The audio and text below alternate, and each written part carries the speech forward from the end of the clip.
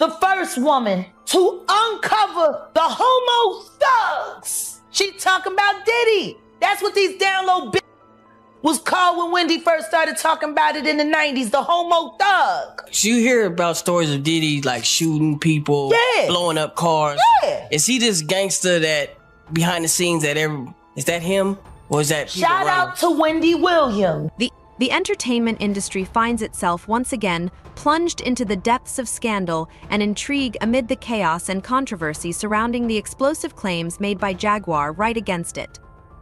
One of hip-hop's most important figures is the subject of accusations of sex trafficking, drug abuse, and manipulation. The aftermath of this scandal poses a threat to the music industry's basic underpinnings.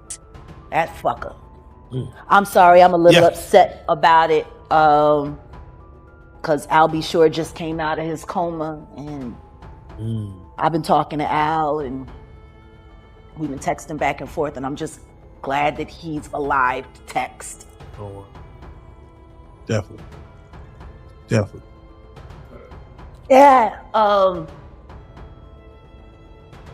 But when you think about Kim, I was thinking to myself the other day, Uptown Records started with 5 people. Andre Harrell, Al B. Sure, Heavy D, and Puffy. And Kim was the longest working employee because she was there from the very beginning. She was Andre's personal assistant. Kim is dead. Heavy D is dead. Andre Harrell is dead. The only 2 left are Puffy and Al almost died. Isn't that interesting? That is interesting. Heavy D was found dead, face down in the heart attack. Andre Harrell, heart attack. Kim died from pneumonia, but there's the first coroner's report that said that she died. It was ruled a homicide, and they found toxins in her body to prove that she had been poisoned. You know, they have poisons that create heart attack and pneumonia-like symptoms. And then right after that, Al had a meeting, and I was going to meet up with him because we were in Vegas, and then the next thing you know,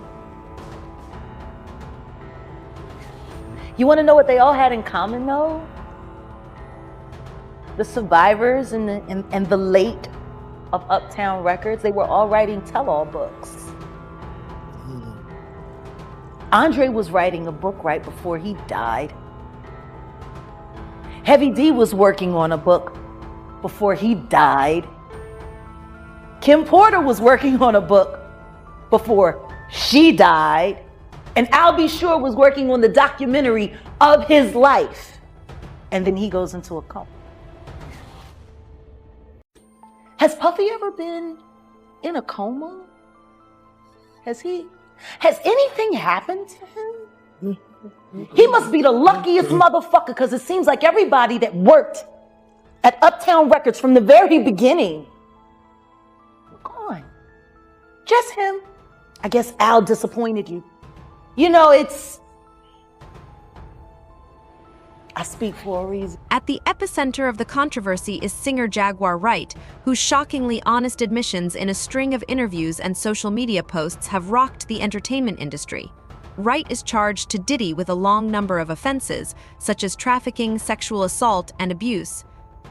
However, her most pressing accusations concern Diddy's alleged part in the death of Christopher Wallace, popularly known as the Notorious B, and his maintenance of a network of accomplices and enablers that help him avoid responsibility for his deeds. When you see this bullshit ass motherfucking gang fucking with people that you love, that you like, you know, it's too many coincidences. Too many. Fuck you, honeycomb. Oh. Stamp it. We gonna get you and your little dog too. And congratulations, Young Miami. Run as fast as Cassie did. Has anybody asked themselves about that shit? I mean, yeah, I'm sure a lot of people are asking about what's going on with They say it's goals. it. Yeah, a lot of people are looking at it as like that's the way the new relationship should work. What, to get paid? Yeah, She was basically. getting $500K a month. She quit because he dropped her down. Yeah, I think that's where they're at with it now. No, but understand this. Think about this. And there are women in this room. Why would you quit? What the fuck is going on that 250,000 ain't enough? Ladies? Like, fuck the fact that he... I'm just saying, fuck the fact that he cut from 500 to 200. Who the fuck gives a shit? 200K? Who 250K? Who turning down 250K a month? What the fuck is going on in that relationship that 250K ain't enough? Could see some things. That ain't worth 250K. That's gotta be some dark shit. Like, people are not understanding that girl quit 250K. 4 million every quarter. Well, I'm sorry, $1 million every quarter. Shit. Now she was getting 2 million a quarter, but then she got, fuck you got going on. That's so deep that it ain't worth $1 million a quarter.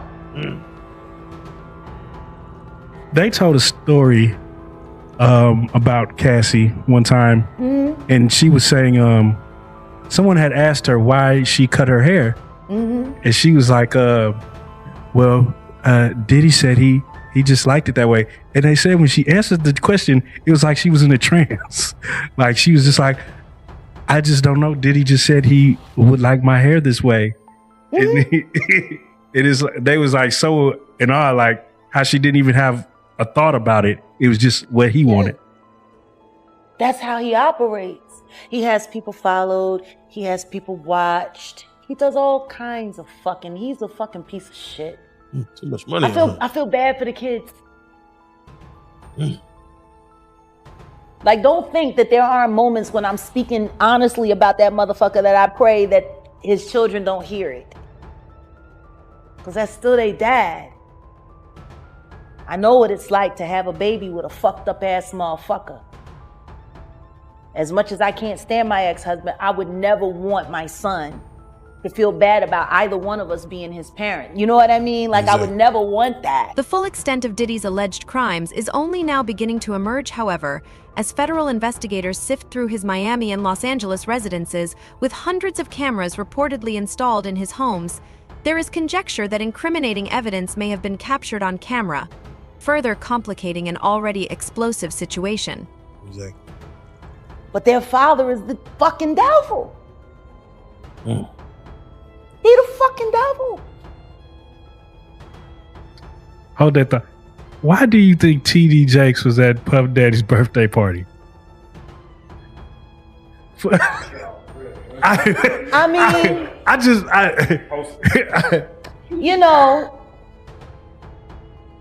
do you remember when Bernie Mac played the minister in Friday? Yes. That's how I feel about T.D. Jakes. Like, that's how I see. Oh, Miss Parker, come to pray. But for him to be at a Diddy party, I don't know. Like, I feel the same way about that as I feel about when Tyler Perry came to his church and laid hands on him and he caught the Holy Spirit from Tyler Perry. Tyler Perry is the bishop of what? Like, I've never, like, and I cut a check for 100, and I'm gonna lay my hands on your bishop. And he said, and then the bitch said, it's on the fucking internet. He's doing all of this, right? And then there's a woman on the dais screaming, push the baby out, birth that baby, I'm like, what?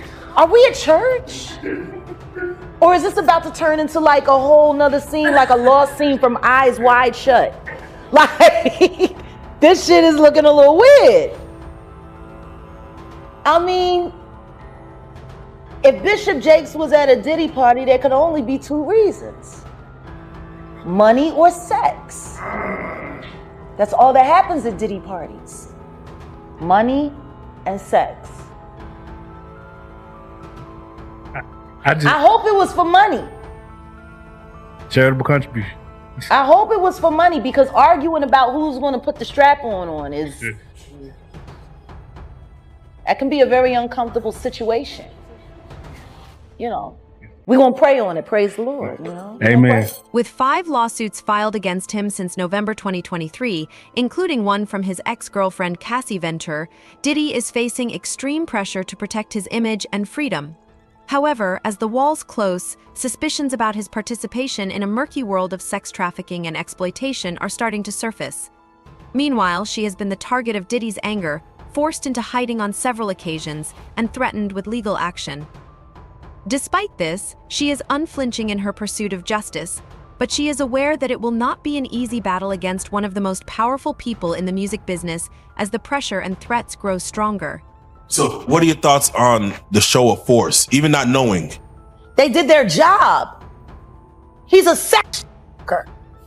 He's got guns, and he's got semen-coated VHS tapes. Real life. So, if that ain't real life, that It ain't real life. Just ain't. Real life street star. Know what time it is. And it's been a crazy year. But the reason why even right now, your old interview that you did last year is trending even crazier, because you're almost like, not Nostradamus, but Nostradamus. What you have said, not only in our interview, but on your own personal lives. Yeah. Which gets shadowed constantly. Things start coming to fruition. Yeah. To where you targeted certain people in that interview, and now you're seeing, I don't want to even say downfall, but you're seeing that target that you put on people's backs. I'm seeing integrity. Wow. Show up. Wow. You know, the day of the raid, I got a lot of notifications. I got a lot of ads. I got a lot of mentions. I got a lot of phone calls. When you said the day of the raid, you're talking about the raid on both Miami and California. And New York simultaneously. Wait, New York was? Yeah, the New York house was raided as well. Oh, wow. That didn't even, they didn't even really. 3 states working in tandem. And they did not tell the officers who they were raiding. They went in tactical as they were instructed to. They didn't know they was raiding Diddy's house. The higher ups didn't tell anybody because they knew, with Diddy being a Fed informant, that he had people in the force, and they wanted to make sure that went through legit. So they ain't tell nobody whose houses they was going to. That's why you see the guns. The cops didn't know that it was Diddy's house over there in Beverly Hills, around the corner from the Playboy Mansion. They didn't know until they seen the kids. So what are your thoughts on the show of force, even not knowing? They did their job. He's a sex worker. He's got guns, and he's got semen-coated VHS tapes. No. I would have went in a hazmat suit. So let me ask you this. The entertainment business is at a crossroads as the investigation into today's alleged crimes continues. Will it continue to ignore the power abuses that have long occurred within its ranks, or will it finally address the poisonous culture of silence and complicity that has allowed such behavior to flourish? Told us about your thoughts, and you honeycombs is what you. Yeah, the honeycomb. Shout out to Jamil Peterson. He's added a new one. He called him the Diddy Glover now. Because when he ain't got the bass shaking, and he say he look like Danny Glover. Oh, man. So he's AKA Diddy Glover now. Shout out to Jamil Peterson, I Am Comedy. So I want to stay right here. We're going to stay within this pocket, but I'm just curious. What did you know that was going on in the world of Diddy, Puff Daddy, P. Diddy, that the world didn't know? What did you know back then, 3-4 years ago? Gonna come forward.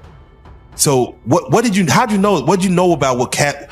Because I wish I could explain. Yeah, but if I explain how I knew Cassie was gonna come forward, that could hurt some people. Which is why the last time I sat on this blue couch, I said what I said. Congratulations, young Miami. Run as fast as Cassie did.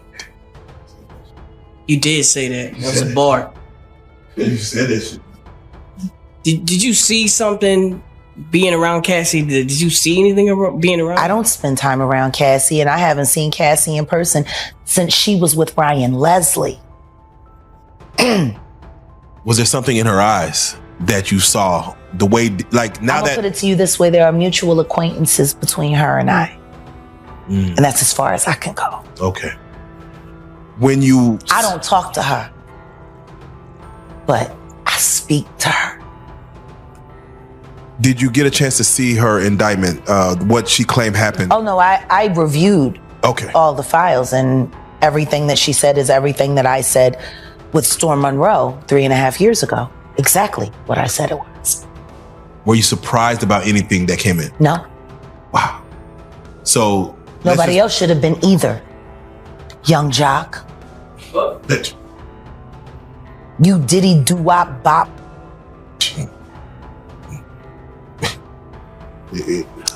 You.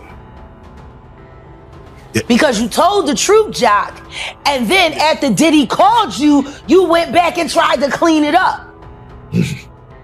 But your all about is off the Stevie J's. You Diddy doo-wop bop.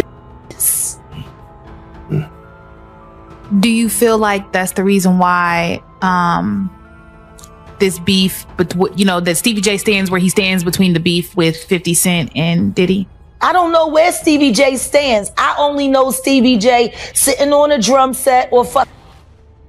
I don't know where he stand. Man. I know what he stand up in. And I know what done stood up in him. Time will tell. But one thing is certain, the entertainment business will never be the same. The truth cannot be suppressed forever, and those who try to avoid responsibility will eventually be held accountable for their actions as the saga unfolds around the world. He waits with bated breath to see how it will all turn out. Will Diddy escape unharmed, or will justice finally be served? And I know what done stood up in him. Take that. So wait, so when you heard... Bitch, I can't stand these.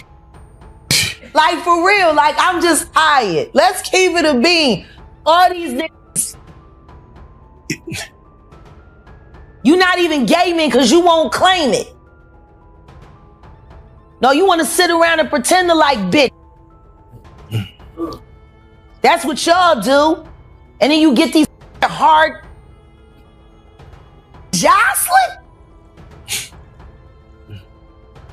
So I'm just like curious. these are the you like half man. No disrespect, but Jocelyn rough. And shoulders is... And the way she like running up on, I already know she done strapped up on you. Ooh. So Jack, let me ask you. There's one. Some of the shocking things I hear that mean with a harness. Oh. Okay, not a harness. Yeah. So I gotta ask you this. I'm sure somebody's already asked you this, but have you ever been to a P. Diddy party? Yeah, several, many, honestly. And so, can you take us through like what goes on, like when you were there? What did I say when y'all asked me about why was the TD Jakes at the Diddy party? Yeah. What'd I say? Money Right. and sex. That's correct. Were you surprised that there were so many cameras in his houses? No. That he was recording these? Of course, he is the J. Edgar Hoover of hip hop. Okay. Y'all done seen him put on the pyramid with a skirt? So let me ask you, when you hear that Cassie was told to hire male escorts to come and what they call freak-offs now. Yeah. That is something, is that something normal that happens in Hollywood? Yeah. Freak-offs. Yeah. Okay. Everybody know that. I've been saying it. Yeah. How many times I got some these is wild. So do you feel like people, when they hear pink cocaine, Young Miami has to bring across? Wait, the Tusi. Yeah, the Tusi. That's what they call. I found out. I talked to my drug guy because I wanted to be informed. Because people was calling it Tusi, that's calling it the Tunchi. I didn't know which one it was. So I talked to my drug guy, and my drug guy filled me in. And then it made perfect sense. Tusi. Talk to him. Drugs with Jaguar. Let's talk. Drugs education. 101. So Tusi is the cocaine. But they take the ketamine and cook it up. And they fold it into the coke. Now, if you don't know what ketamine is what they call on the street Special K. It's a veterinary drug. It's a horse tranquilizer. Now, gay men have been using this for years. See, back in the day, if you went to a gay party or a gay rave, there were certain drugs that you would always find on hand. Viagra, ecstasy, Special K, and cocaine. Now, see, the cocaine keep you up all night, but unfortunately, it gives you limp noodle because of with the blood flow. So you wants to fuck with a half-hard dick all night. So that's why you have the Viagra to make sure that the dick involuntarily stays hard while you're numbing your fucking self with. The entertainment industry is facing a moral crisis as a result of the explosive claims made by Jaguar Wright and the federal investigation into Diddy's activities that followed. As time passes and more information becomes available, the full scale of Diddy's alleged crimes becomes clear, and the focus is sending shockwaves through the music industry. Beyond the core of the scandal is a complicated web of privilege, exploitation, and power. For years, Diddy has used his status as a high poop icon to use his power over others, but as more and more light is brought to his sinister deeds, his facade of invincibility is starting to come apart, exposing the man behind the meth.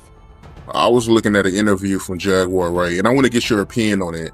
She told a story about how she knows a lawyer that walked in on Christopher Williams giving Diddy fellatio for a demo deal. You know anything about that? You heard about that? Bruh, I don't know how true that is. I've heard that but I know Christopher Williams.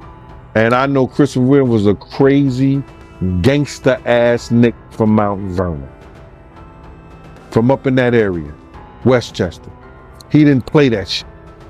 He kept that 3.2 or that 38 on him, and he will shoot the shit out you. You understand? He was rough with his hands with the women, and the story went on and said that a lawyer walked in the office. When she walked in the office, she walked right out, and she said it was a dude. And she said it was Christopher Williams. It was one other brother, I forgot his name, that worked with Bad Boy. Him and Christopher Williams could have been brothers. And if anybody was doing that, it would have been him, not Christopher Williams. Do you understand that? Him and Christopher Williams could have been brothers. That's how close, they had the same look, light skin, and little low on the side, curly hair and stuff like that. I would never believe it was Christopher Williams. You understand? But that other cat, yeah. You got to realize, when you walk into something, it's very few people, if they walk into something like that, they're going to stare there and look and just be all into the shit, right? There's very few people going to do that. When you walk in something that's very inappropriate, you're going to back up out, especially women. You understand what I'm saying? So now, if she's seen a glance, she only gonna see a glance. Now, if somebody who looks like Christopher Williams, maybe. But then, you gotta look at it like this. Was she in the office all the time? I don't remember us having a lawyer in the office like that. Or she was just coming by that particular time, I don't know.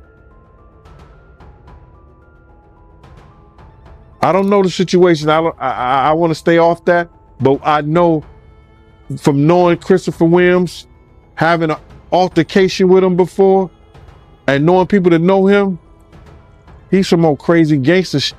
And why would he puff it? Nah, bro. Puff wasn't that damn big back then. Appropriate for Jaguar from her initial interviews and social media posts to the ongoing threats and intimidation tactics used by Diddy and his allies, she has faced an uphill fight at every turn. However, with each revelation, she moves us closer to the truth and shines a light on the darkest corners of the entertainment business. As federal investigators go through the evidence seized from Diddy's residences, the extent of his alleged crimes becomes more and more apparent. Diddy is accused of a litany of offenses that strike at the very heart of the music industry. But perhaps most chilling are the claims made by Dar about Diddy's participation in the death of Krista Wright. Claims that Diddy orchestrated a sequence of events leading to Wallace's untimely death. If true, this revelation could have significant ramifications, not only for Diddy but also for the hop community as a whole as the investigation progresses. He waits impatiently for answers, wondering if Diddy will be held responsible for his alleged crimes, or if his wealth and power will allow him to continue slipping through the cracks. The result is still up in the air, but one thing is certain: the entertainment industry's unchecked power is coming to an end. As evidenced by the Hasham campaign and the growing calls for responsibility, there is a groundswell of support for abused survivors and victims inside the music industry.